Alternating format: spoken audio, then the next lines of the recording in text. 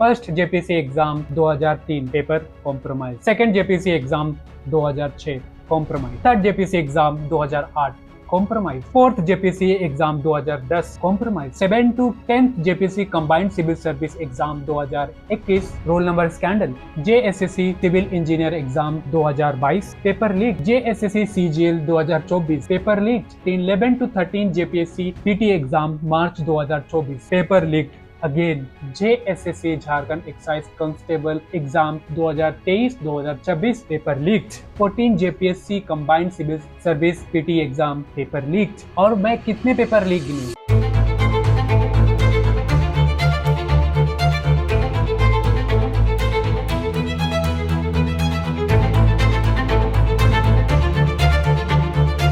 इस वीडियो को शुरू होने से पहले मैं चाहता हूं कि आप इन चेहरों को गौर से देखिए। इसलिए ये सर हमारे सपने की बात है, हमारी जवानी की बात है, हमारे माँ बाप के सपने जो उम्मीद है उसकी बात है सर। हम अपने सपने को हम खत्म करना नहीं देना चाहते। हम चाहते हैं सरकार हमारे संसाधनों को खत्म कर सकती है, लेकिन हमारे हौसलों को, हमारी जज्बातों को कभी खत्म नहीं कर सकती। और हमारी हौसला, हमारी जज्बात यही है कि अगर इस राज्य में पैदा हुए हैं तो इसी राज्य में हम नौकरी करके इस राज्य की सेवा करना चाहते हैं और अपना पूरा मन धन इस राज्य के लिए देना चाहते हैं सर। हम सरकार से बस यही आह्वान करना चाहते हैं। हम आपसे क्या मांग रहे हैं? हम आपसे भीख नहीं मांग रहे सर, हम अपना अधिकार मांग रहे हैं। ये कोई प्रोफेशनल राइट्स नहीं है, ये कोई पॉलिटिक्स एक्टिविटीज नहीं है, ये कोई एंटी नेशनल्स नहीं है। ये हमारे यूथ जो कि 5-6 सालों से लगातार 8x8 छोटे से कमरे में रह के दाल चावल खा के दिन के 14-15 घंटे पढ़ के एक सरकारी नौकरी के लिए पढ़ते हैं। और आज यही यूथ सड़कों पे उतर के अपनी मांग कर रहे हैं। क्यों? क्योंकि झारखंड में एग्जाम पास करना इस बात पर डिपेंड नहीं करता है कि आप कितने मेहनत करते हो, इस बात पर डिपेंड करता है कि आपके पास पेपर खरीदने के पैसे 20 लाख हैं या नहीं। और आज जो झारखंड के राज्य रांची में प्रोटेस्ट हो रहा है उसको समझने के लिए हमें पीछे जाना पड़ेगा और समझना पड़ेगा कि आखिर पेपर लीक का जड़ कहाँ है। ओके, पिछले कुछ हफ्तों से हमारी टीम ने court record, CID reports and police FIRs को थरली एनालाइज किया। और वो जो सच सामने आता है वो सिर्फ कुछ करप्ट इन्विजिलेटर्स की कहानी नहीं है। ये 1000 करोड़ ऑर्गेनाइज्ड माफिया है जो स्टेट मशीनरी के अंदर बैठ के काम चला रही है। एक आइडियल सिस्टम में exam commission paper sitting, printing और डिस्ट्रीब्यूशन और स्ट्रिक्ट स्टेट सिक्योरिटी के अंदर हैंडल करती है। लेकिन झारखंड में कोर्ट कॉन्फिडेंशियल काम अनवेरिफाइड पीपल, प्राइवेट एजेंसियों को आउटसोर्स किया जाता है। ओके, अब मैं 3 बातें रखने वाला हूँ जिससे आपको पता चलेगा कि पेपर लीक होने का कारण कौन है और इसके पीछे कौन है। पहला, interstate leak mafias. Bihar, UP, Jharkhand जैसे बॉर्डर जोन एरिया में चलने वाले ये syndicate organisations AI, Bluetooth and proxy solver का यूज करते हैं। प्रॉक्सी सोल्वर वो व्यक्ति होता है जो दूसरे उम्मीदवार की जगह परीक्षा देता है। Second, corrupt machinery. ब्यूरोक्रेट से लेके छोटे ऑफिसर तक। हिस्ट्री गवाह है कि ब्लैंक ओएमआर सीट को एग्जाम खत्म होने के बाद कमीशन ऑफिस में भरा जाता है। अब मैं जिनके नाम लूंगा याद रखना। Shweta Kumari Gupta, former deputy commissioner, arrested by CID.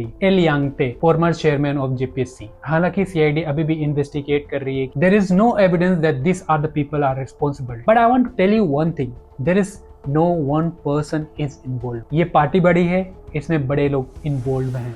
Third, blacklist vendors. दूसरे स्टेट में ये फ्लैग हुई प्राइवेट कंपनीज झारखंड में आकर आसानी से एग्जाम कंडक्टिंग टेंडर्स जीत जाती है। और इसकी कीमत कौन चुका रहा है? एक आम व्यक्ति, एक आम छात्र, एक आम कैंडिडेट जो दुमका, हजारीबाग, झारखंड, कहीं झारखंड के हर एक कोने से आकर रांची आता है, जिसके माता पिता खेत बेच के या कर्ज लेके कोचिंग और कमरे का रेंट भरते हैं। जब मैं बात करता हूँ थर्ड पार्टी वेंडर्स का, सबसे पहले नाम आता है टीडीपीएल कंपनी।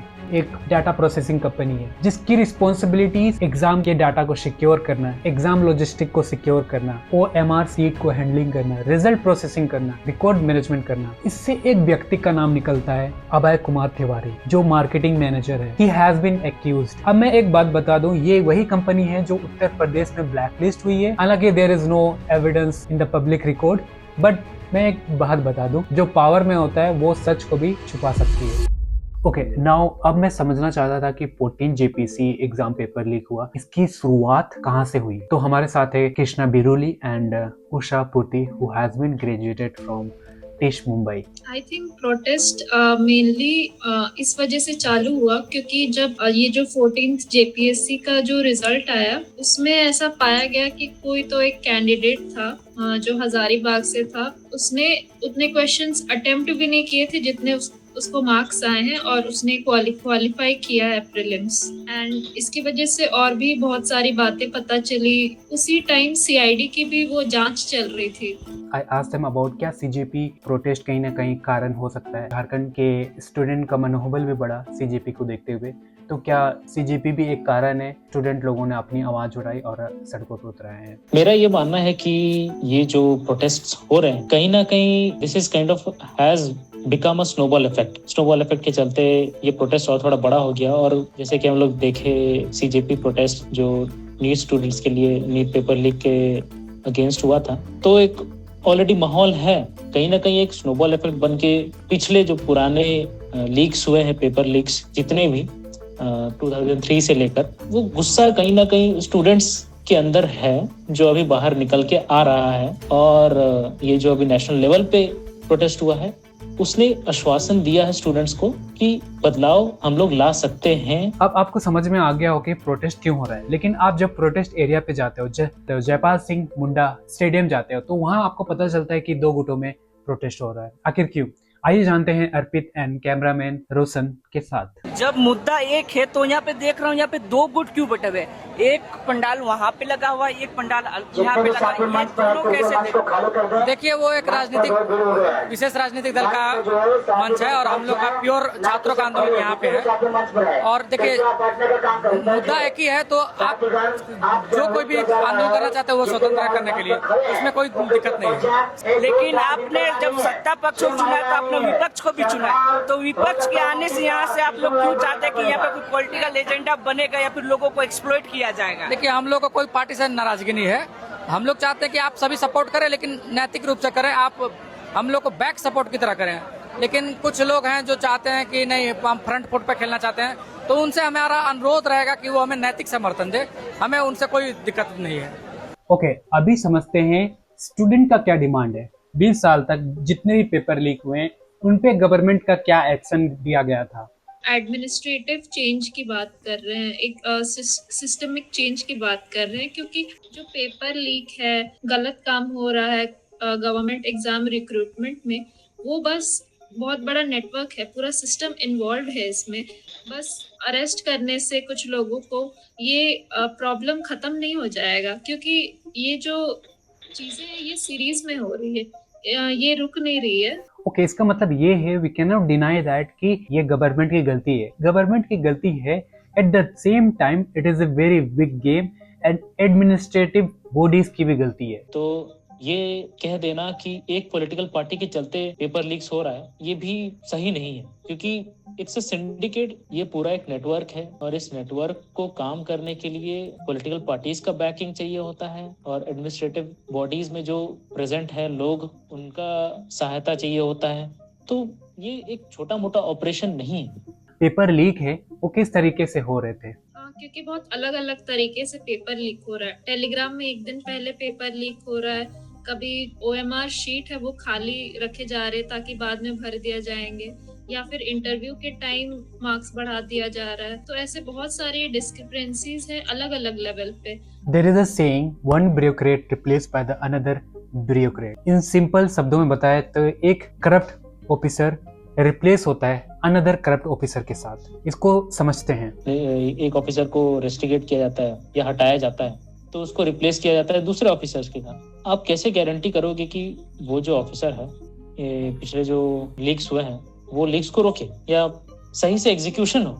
ऊपर वाले जब करप्शन करते हैं तो उसका जो कॉन्सिक्वेंसेस होता है वो होता है आपको दूसरे एरिया में आपको शिफ्ट कर दिया जाता है या दूसरे डिपार्टमेंट में शिफ्ट कर दिया जाता है। 2022 में एक IAS ऑफिसर थी पूजा सिंघल करके, उनको बहुत बड़े करोड़ों के फ्रॉड में उनको अरेस्ट किया गया था ED के द्वारा। लेकिन अभी देखा जाए तो ये सामने आ रहा है कि वो IT मिनिस्ट्री में एज अ सेक्रेटरी के तौर पे अभी काम कर रही है। तो इसमें इस सिस्टम में क्या अकाउंटेबिलिटी है? लोगों को तो यही मैसेज जाएगा ना कि हम कितने भी करप्ट हो जाए, कुछ भी कर ले, हम किसी तरह से वापस आ जाएंगे, हमें किसी चीज का कुछ ज्यादा भुगतान नहीं करना पड़ेगा। अभी मुझे एक बात पता चली कि it is not about the paper leak, it is about the paper selling. Jharkhand में वही हालत है। There is a demand of paper, they gonna buy the paper at any cost. Now इसको समझते हैं और क्यों कैंडिडेट इतना डेस्परेट होता है और वो पैसा देने के लिए राजी क्यों होता है। मैं एक एग्जांपल देना चाहूंगी। जैसे कोई एस्पिरेंट्स है, वो बहुत सालों से प्रिपेयर कर रहा है, लेकिन बार बार एग्जाम देने के बावजूद और ये सब पेपर लीक्स वगैरह होने के बावजूद उसको सिलेक्शन नहीं हो पा रहा है, तो उसके दिमाग में एक फ्रस्ट्रेशन हो जाता है। वो सोचने लगता है कि इतना बार ईमानदारी से एग्जाम दे के भी कुछ नहीं हो रहा है, तो चलो एक शॉर्टकट तरीका भी अपना के देखते हैं, क्योंकि कुछ पैसे देकर अगर नौकरी मिल रही है तो कर लेते हैं। इनको बहुत सारे लोग ऐसे मिल जाते हैं जो बहुत डेस्परेट होते हैं जॉब के लिए, स्टेबिलिटी के लिए। बहुत ज़रूरी है स्पेशली झारखंड में गवर्नमेंट जॉब का होना। उनका एक ही जरिया होता है स्टेबिलिटी का, जो कि है गवर्नमेंट जॉब। फिर अगर कोई इंसान है आउट ऑफ डेस्परेशन ऐसा स्टेप लेके पेपर खरीद के उसको नौकरी मिल जाती है, तो इसका मतलब ये नहीं है कि जो करप्शन है वो वहीं पे रुक जाती है। ये जो साइकिल ऑफ करप्शन है ये कंटिन्यू होता है, क्योंकि एक बार अगर कोई व्यक्ति है जो करप्शन से कहीं घुसता है, नौकरी मिलती है, उसको एक कॉन्फिडेंस आ जाता है। या फिर अगर किसी ने इन्वेस्टमेंट किया है, बहुत सारे पैसे लगाए हैं नौकरी के लिए, तो वो ऑब्वियसली चाहेगा कि हम उस अमाउंट का पैसा या उससे ज्यादा भी हम वापस कमाएं। तो ये जो साइकिल ऑफ करप्शन है ये बस पेपर लीक के तक रुकता नहीं है, ये एडमिनिस्ट्रेटिव वर्क में भी और बढ़ता जाता है। वो करप्ट इंसान एक डिपार्टमेंट से दूसरे डिपार्टमेंट में जा रहा है, तो करप्शन तो कहीं रुक नहीं रहा है। डर भय कुछ है नहीं किसी में। ओके, आपके मन में अब एक जेनरिक सा सवाल आ रहा होगा कि एक सरकारी करप्ट ऑफिसर को जब पकड़ा जाता है, उसे सस्पेंड किया जाता है कुछ महीनों के लिए, कुछ सालों के लिए, बट वो फिर वापस आ जाता है, तो ऐसा क्यों है? एक ऑफिसर को, जो एडमिनिस्ट्रेटिव लेवल पे जो लोग होते हैं, उनको एक डिपार्टमेंट से दूसरे डिपार्टमेंट में शिफ्ट किया जाता है, क्योंकि अगर आप उनको रस्टिकेट कर जाते हो तो वो आपका सीट जो है खाली हो गया, पोजीशन है वो वेकेंट हो गया, तो उसको भरने के लिए ही तो आपके एग्जाम्स होते हैं। अब एग्जाम्स तो हो नहीं रहे हैं, कनंड्रम है कि करे तो करे क्या। ओके, वीडियो आगे बढ़ने से पहले मैं बता दूं, जैसे जंतर मंतर पे छात्राओं ने प्रोटेस्ट किया, लेकिन वहाँ लाठीचार्ज होता है। हम देखते हैं कि झारखंड में प्रोटेस्ट होता है तो यहाँ की सरकार, जेएमएम सरकार, लाठीचार्ज नहीं करती है। इसका क्या मतलब है? क्या जेएमएम सरकार छात्रों का समर्थन करती है या नहीं? देखिए, लाठीचार्ज तो झारखंड में भी होता है। ये तो हमने नगड़ी के प्रोटेस्ट में भी देखा था और चाईबासा के प्रोटेस्ट में भी देखा था। यहाँ की जो सरकार है, यहाँ की जो एडमिनिस्ट्रेशन है, उन्हें समझ आया कि लाठीचार्ज करने से क्या रिजल्ट आता है, जो कि हम सबने देखा दिल्ली में जंतर मंतर में। इसलिए भी लोग लाठीचार्ज नहीं कर रहे हैं क्योंकि अभी नेशनल मीडिया के अटेंशन में ये प्रोटेस्ट आने लगा है। तो अगर जेएमएम लाठीचार्ज करवाती है तो बीजेपी को अपना एक प्रोपेगेंडा तैयार करने में आसानी होता है। नाउ आपको समझ में आ गया होगा कि सरकार की गलती है, सरकार की एडमिनिस्ट्रेशन की गलती है, लेकिन ये सरकार पिछले 20 सालों से क्यों है, पिछले 26 सालों से क्यों है? बीच में बीजेपी की सत्ता थी, लेकिन पिछले 20 सालों से आखिर झारखंड में जेएमएम क्यों चल रहा है? आइए इसके बारे में क्रिटिकल थिंकिंग करते हैं। जेएमएम है वो इस वजह से जीतती है क्योंकि वो रीजनल नेशनलिज्म की बात करती है और आदिवासी एकता और फिर आदिवासी के हित में काम करने की बात करती है। बट हमने ये भी देखा है कि जो जेएमएम है, इनको इलेक्टोरल बॉन्ड में और डोनेशंस वगैरह काफी कॉरपोरेट इंडस्ट्रियलिस्ट और कॉरपोरेट से भी इनको फंडिंग मिल रही है। तो ये तो सीधा कॉन्फ्लिक्ट ऑफ इंटरेस्ट है, क्योंकि जब कॉरपोरेट के अगेंस्ट प्रोटेस्ट होता है, फॉर एग्जांपल चाईबासा में नो एंट्री को लेकर जब प्रोटेस्ट होता है, तब तो गवर्नमेंट लाठी चार्ज करती है, आदिवासियों पे लाठी चार्ज होता है। वो ऐसा शो करना चाहते हैं कि हम बीजेपी से अलग है। Jharkhand is a tribal state, तो यहाँ के लोगों को, यहाँ के रूरल एरिया के लोगों को, यहाँ के छात्र को, यहाँ के पर्टिकुलर ट्राइबल छात्रों को कैसे इफेक्ट करती है ऐसे जब पेपर लीक जैसे बड़े बड़े घटनाएं होती है? Apart from the data release by the government, majority Adivasi students जो है उनकी पढ़ाई गवर्नमेंट स्कूल्स में ही होती है। मेजॉरिटी, हर आदिवासी उतना सक्षम नहीं होता आर्थिक रूप से कि वो प्राइवेट स्कूल में पढ़ सके। और क्योंकि आप गवर्नमेंट स्कूल से पढ़ते हो तो गवर्नमेंट स्कूल्स में आप जानते हो किस तरीके का माहौल है गवर्नमेंट स्कूल्स में। आदिवासी लोग जो भी अभी कुछ जो प्रिविलेज हुए हैं उनके पीछे एक ही मेन रीजन है कि बहुत सारे लोगों को गवर्नमेंट जॉब्स मिला रिजर्वेशन के थ्रू, कि उनकी जो आर्थिक स्थिति है थोड़ा ठीक हुई है, स्टेबिलिटी आई है और लोग अच्छे से रह पा रहे हैं। तो जो गवर्नमेंट जॉब है स्पेशली झारखंड में आदिवासी कम्युनिटी में, तो वो बहुत ही ज़्यादा इम्पोर्टेंस उसको दिया जाता है, क्योंकि एक गवर्नमेंट जॉब ही है जिसके थ्रू बहुत सारे लोगों को स्टेबिलिटी मिला है, अच्छा वो लाइफस्टाइल मिला है।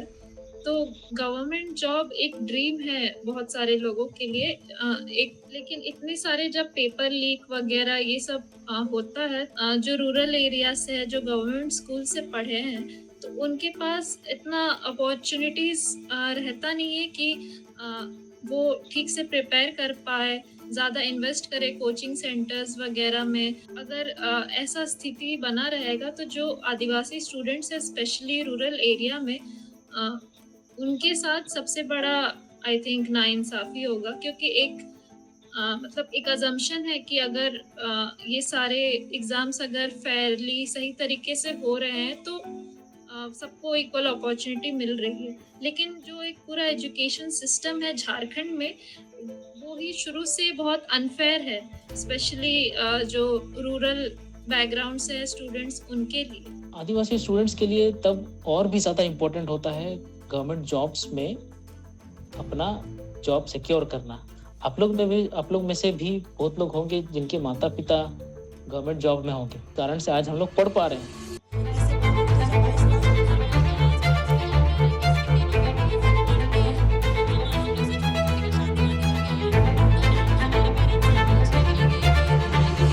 तो अगर आप इस वीडियो को यहाँ तक देख रहे हो तो आपको रियली अप्रिशिएट, ऐसे ही सपोर्ट दिखाते रहना। एंड मैं इस यूट्यूब वीडियो के माध्यम से एक मैसेज पहुँचाना चाहता हूँ। आपका काम नेताओं के लिए नारा लगाना नहीं है, आपका काम सत्ता पे बैठे लोगों से सवाल पूछना है। जात, धर्म और क्षेत्र से बांटने से पहले आप एक सवाल पूछिए, हमारे यूथ का हक कब मिलेगा, हमारे छात्रों का हक कब मिलेगा। डेमोक्रेसी तब तक जिंदा है जब तक आप सरकार से सवाल पूछते रहेंगे। धन्यवाद।